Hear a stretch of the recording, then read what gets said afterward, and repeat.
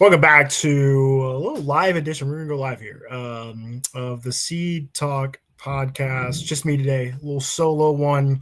You're going to get an episode with Chewy's Customs that'll drop next week. We recorded that yesterday, actually. And then we've got a really cool one we're recording on Tuesday. We'll have more for that over the weekend. So continue to follow us at the Seed Talk podcast on Instagram, YouTube, obviously where you are right now, Threads, Twitter, all the things. Follow myself at SteveMac, all the same places to kind of keep up with all the things we have going on at the Seed Talk podcast.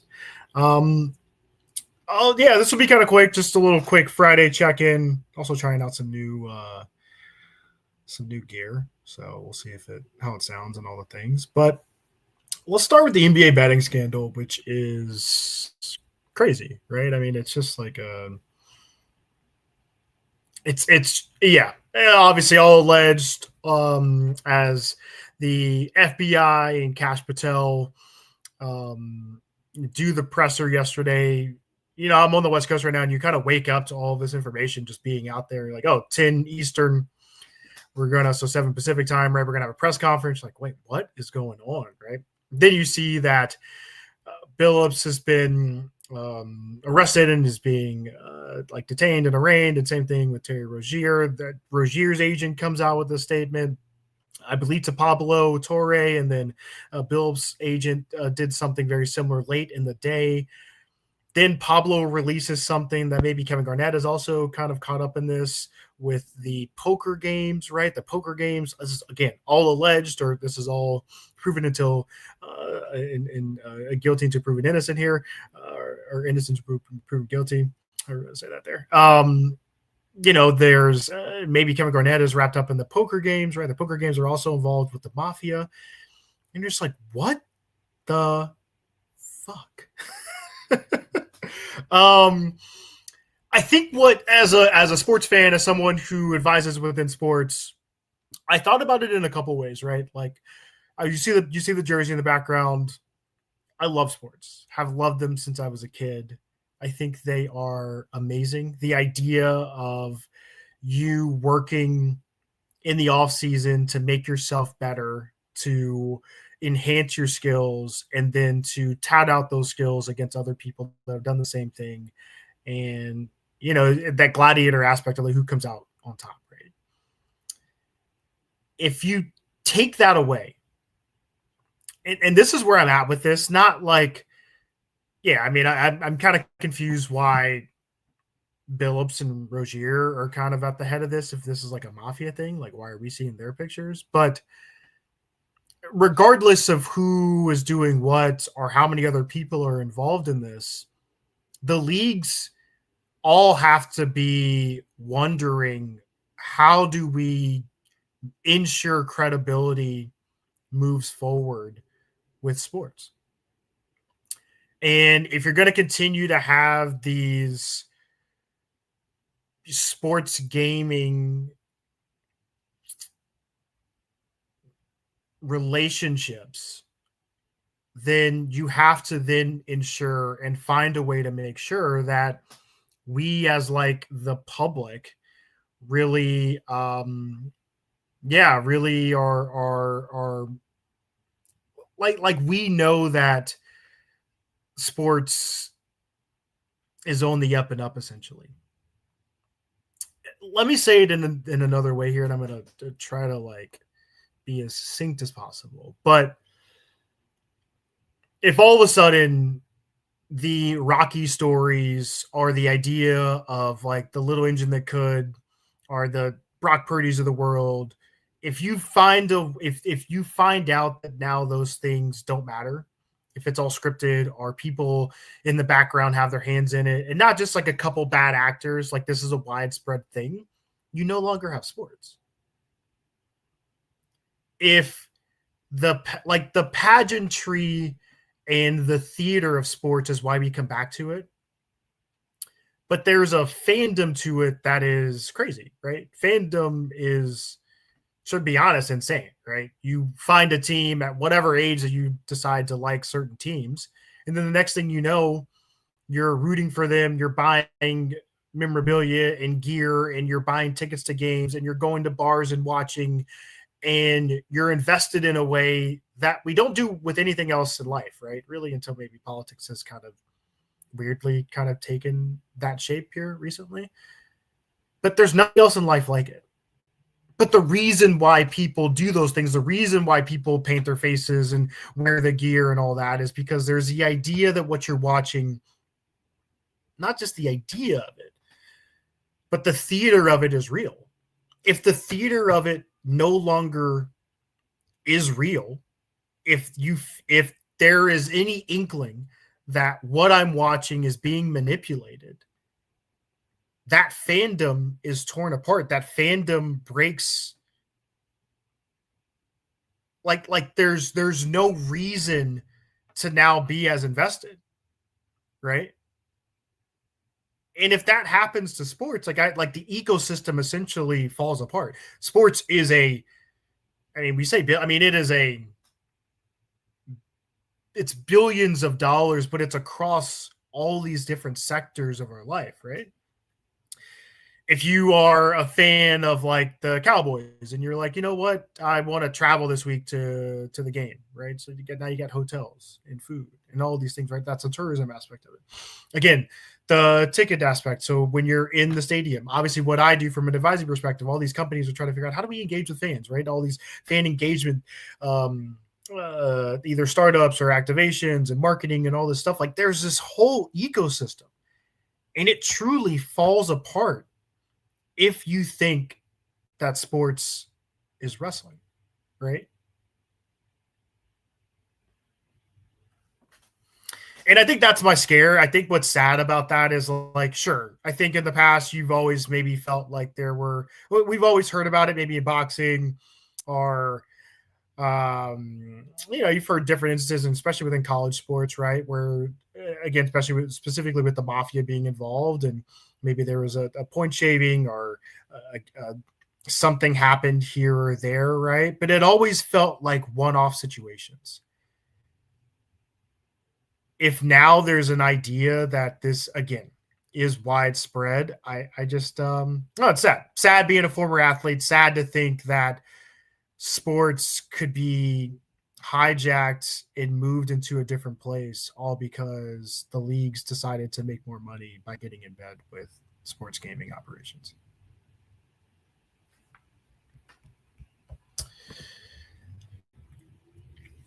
If you follow me or follow the C-Talk podcast, you know that Steph is my guy. I'm a Hawks fan, ride or die. Shout out Atlanta. Shout out 404. Northside Hospital. But I ride for Steph. I want him to get number 5. What he did last night, I know it's game 2. But Aaron Gordon had the game of his life, 10 of 11 threes, 50 points. Steph honestly was fairly pedestrian. I think at one point he was like 3 for 9 from 3, maybe 3 for 8, one of the two. And you just see him start to kind of figure out how Christian Brown is guarding him, how they're trying to like work over these screens. And obviously like the Warriors love to kind of play within that like organized chaos, as they call it. And then you just see it, boom, a little layup, right? A little like he looks like he's going around on the screen. It's like, oh, let me dive down here down the lane, get a little lay in. Then gets a couple of those Draymond, bounce passes into the screen where Steph just catches and launches, right? And then now he's going. Now he's getting back to the basket. Now he's getting to the free throw line. The shot to like the one where he shimmies, it's great. Like you knew that was going in because he got some space and got his shoulders set and everything. The one to tie the game is crazy. There's no one else like him. I don't care. Yeah, Dane can shoot it that far. Trey can shoot it that far. But there's no one that can like come off a screen, catch it. His feet are going the other way, get his eyes on the rim and just let it go. And once he let it go, you're like, that's good. It's